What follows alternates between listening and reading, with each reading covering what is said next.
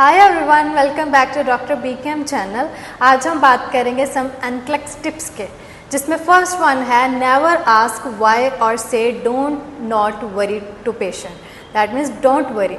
तो आपने कभी भी पेशेंट से ऐसा क्वेश्चन नहीं पूछना जिसमें वाई इंक्लूड हो, and you will also not say to patient about don't worry. Suppose patient is saying और sharing about his or her feelings और आप आगे से बोल रहे हो डोंट वरी, तो ऐसी ऑप्शन नहीं टिक करोगे जिसमें why and don't worry include हो।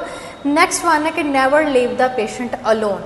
ऐसी ऑप्शन टिक नहीं करोगे जिसमें आपको पेशेंट को अकेला छोड़ के जाना पड़ेगा। नेक्स्ट है always choose the safest answer possible and do not read into the question.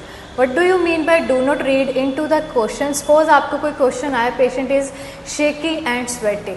That is clearly means that patient is hypoglycemic.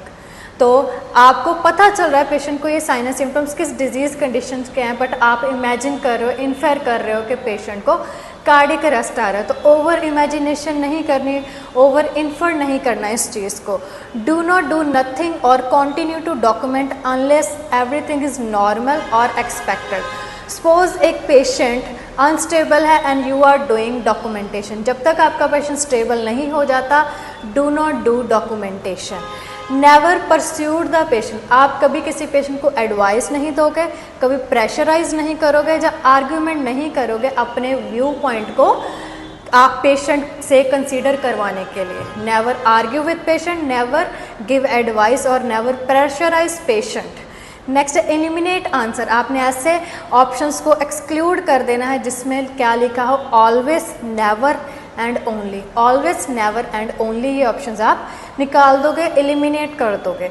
Do not delegate, ईट और टेप। दैट मीन्स के रजिस्टर नर्स कौन से काम आगे डेलीगेट नहीं करेगी LPN या UAP को जिनमें टेप हो। That means teaching, assessment, planning and evaluation. तो ये है डेलीगेट क्वेश्चंस के रिलेटेड।